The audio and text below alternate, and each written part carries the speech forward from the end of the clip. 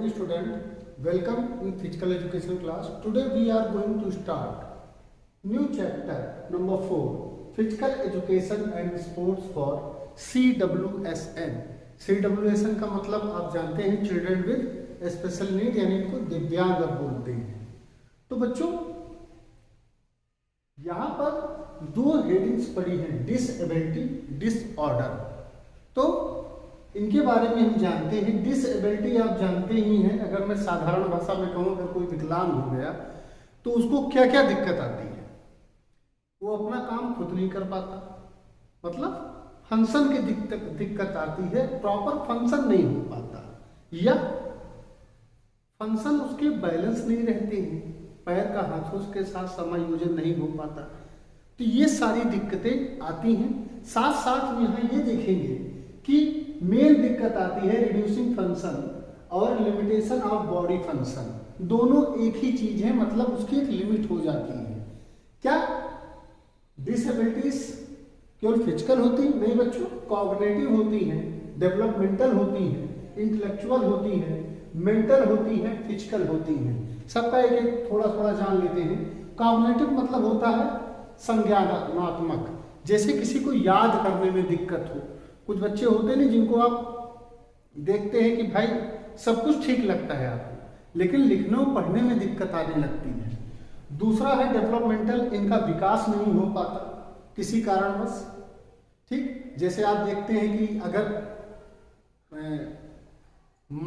गर्भ के समय माँ में आयोडीन की कमी हो जाए तो बच्चा कहते हैं अपंग पैदा हो सकता है। तो आप उस ढंग से जानिए कि इसका विकास नहीं हो पाता। तो दूसरा, और मैंने आपको इंटेलेक्चुअल बता ही दिया, बौद्धिक रूप से विकलांग होते हैं, इनको मानसिक विकलांग। मेंटल मतलब मेंटल प्रॉब्लम होना शुरू हो जाती है, वो किसी काम में उत्तेजित हो जाते हैं, एकाएक अपने आप को एक जगह स्थिर नहीं रख पाते। और फिजिकल तो आप जानते ही हैं। अब आता है डिसऑर्डर। डिसऑर्डर को बड़ी कंफ्यूजन होती है, क्योंकि इसमें भी देखिए कॉग्निटिव और मेंटल लिखा हुआ है, और यहां भी हम कह रहे हैं मेंटल डिसेबिलिटीज है या इलनेस है, बीमारी। होता क्या है बच्चों कि इसमें भी सेम प्रॉब्लम आती है कि व्यक्ति दूसरे के अधीन हो जाता है, उसके फंक्शन डेली लाइफ बहुत ही दिक्कत होने लगती है। लेकिन इसमें अधिकतर साइकोलॉजिकल डिसऑर्डर या डिसेबिलिटीज आती है, इनको डिसऑर्डर ही बोलते हैं। जैसे ओसीडी हो गया, आप में 5 डिसऑर्डर हैं जो आपको पढ़ने हैं। ठीक, अब थोड़ा सा अंतर और क्लियर करने के लिए मैं आपको बता रहा हूं कि डिसेबिलिटीज जो होती हैं ये cognitive, developmental, intellectual, mental, physical, इतने प्रकार की हो सकती हैं। बॉडी के किसी अंग में हो सकती हैं, मेंटल भी हो सकती हैं। लेकिन जबकि जो डिसऑर्डर है ये बीमारी की कंडीशन है, ठीक, या डिसफंक्शन है, मतलब आप अपने फंक्शन को समायोजित नहीं कर पा रहे हैं। ठीक, तो डिसेबिलिटीज में क्या दिक्कत आती है कि ये ठीक होना बड़ा मुश्किल होता है, नामुमकिन। आप मानिए आपका पैर कट गया, अब वो तो नामुमकिन है ठीक होना, लेकिन जो डिसऑर्डर है इनको ठीक किया जा सकता है, इसमें चांसेस ज्यादा होते हैं। तो ये मेन अंतर थे। अब आगे हम चलते हैं। Next heading is types of disability. तो बच्चों पहला है कॉग्निटिव। कॉग्निटिव में प्रॉब्लम क्या आती है? इंफॉर्मेशन। हम सब जो काम करते हैं वो सब इंफॉर्मेशन पे है। हमारा दिमाग सूचनाओं को संवेगों के आधार पर ग्रहण करता है और उसका उत्तर देता है, चाहे संवेग से चाहे बोलकर। तो ये सारी प्रोसेसिंग दिमाग के द्वारा होती है। तो बच्चों कॉग्निटिव में प्रॉब्लम क्या होती है कि इंफॉर्मेशन स्टोर करने में, मतलब आपको उसको स्टोर करने में, प्रोसेस करने में कि इंफॉर्मेशन आपसे क्या कह रही है। ठीक, और दूसरा प्रोड्यूस करने में दिक्कत होती है। इससे क्या प्रॉब्लम आती है बच्चों कि आपको लिखने में, बोलने में या कोई बात समझने में दिक्कत होती। जैसे कुछ लोगों को अगर इस कॉग्निटिव डिसेबिलिटी से पीड़ित हैं तो उनको बार बार समझाना पड़ता है, फिर भी नहीं आता है, या वो अपने डेली फंक्शन नहीं कर पाते हैं, उनको पता नहीं होता कि उनको आगे क्या करना है।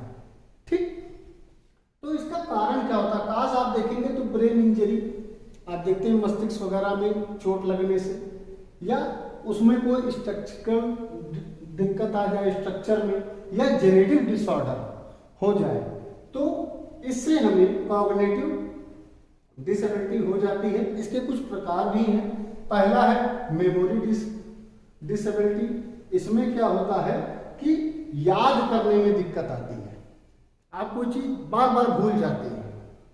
ठीक, एक पार्किंसन नामक रोग होता है, आप देखते हैं उसमें आदमी भूल जाता है, अपने घर वालों को ही भूल जाता है।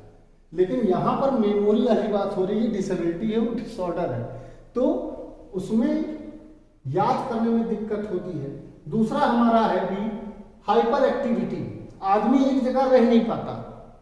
आपने एक जगह बैठा है, फिर कह रहे भैया घबराहट हो रही है, उत्तेजित हो जाता है, नहीं यहाँ से चलो, वहाँ ले चलो, यहाँ ले चलो, परेशान कर देते हैं। तो ये हाइपर एक्टिव, ये डेलेक्सिया जो होती है, ये भी एक डिसेबिलिटी है कॉग्निटिव। और बच्चों इसमें लिखने में, पढ़ने में और बोलने में दिक्कत होती है। ठीक, तो ये डिसेबिलिटी है, काश मैंने आपको बता दी। सेकंड नंबर पे आती है इंटेलेक्चुअल। इंटेलेक्चुअल में क्या दिक्कत आती है, इसको वो कहते हैं बौद्धिक विकलांगता। तो इसमें बच्चों क्या होता है कि रीजनिंग, लोग तार्किक शक्ति खो देते हैं, लर्निंग शक्ति खो देते हैं और जजमेंट नहीं ले पाते। इस कारण क्या होता है, जैसे ये चौक में कैसे उठाऊं, अब प्रॉब्लम ये है जजमेंट हम नहीं ले पा रहे हैं। ये मामूली सा एग्जांपल आपको दे रहा हूं, लेकिन ये प्रॉब्लम डिसेबिलिटीज में आती है। आप समझ सकते हैं कितनी गंभीर चीज है ये, कि ये चौक साधारण व्यक्ति उठा लिया, लिखना शुरू, लेकिन इनके लिए दिक्कत हो जाती है, जिसको डिसेबिलिटीज इस प्रकार की हो जाती है। यानी डेली लाइफ के फंक्शन नहीं हो पाते। भाई वो भी तो दिमाग निर्धारित करते हैं, आप जजमेंट लेते हैं, भाई अब उठना है, अब ब्रश करना, अब नहाना है। तो ये डेली लाइफ के जो फंक्शन हम कैरी आउट करते हैं वो नहीं हो पाते इंटेलेक्चुअल में। नेक्स्ट हमारा है फिजिकल डिसेबिलिटीज। इसको आप जानते हैं, ये क्योंकि ये दिखाई पड़ती है, शरीर में दिख रहा, भाई उसके पैर नहीं है, उसको पोलियो हो गया, उसके हाथ में चोट लग गई, हाथ नहीं रह गया। और इसमें क्या होता है, फंक्शन, मोबिलिटी और स्टेमिना तीनों कम हो जाते हैं। हाँ, कुछ सहायक यंत्र दे दिए जाते हैं जिनसे इनको हम कोशिश करते हैं कि इनका फंक्शन चलता रहे। अब बात आती है बच्चों कि मेन कारण क्या है। जैसे मैंने आपको बता दिए, ये डिसेबिलिटीज आपका खत्म हो गया। तो एक्सीडेंट, बीमारी, जेनेटिक और किसी की केयर कायदे से ना हो, और न्यूट्रिशन की हो, गरीबी हो, या डिस्टर्बेंस ज़्यादा हो, और एजुकेशन, युद्ध, ये सारे कारण हैं डिसेबिलिटीज के। तो आज की वीडियो में बस इतना ही।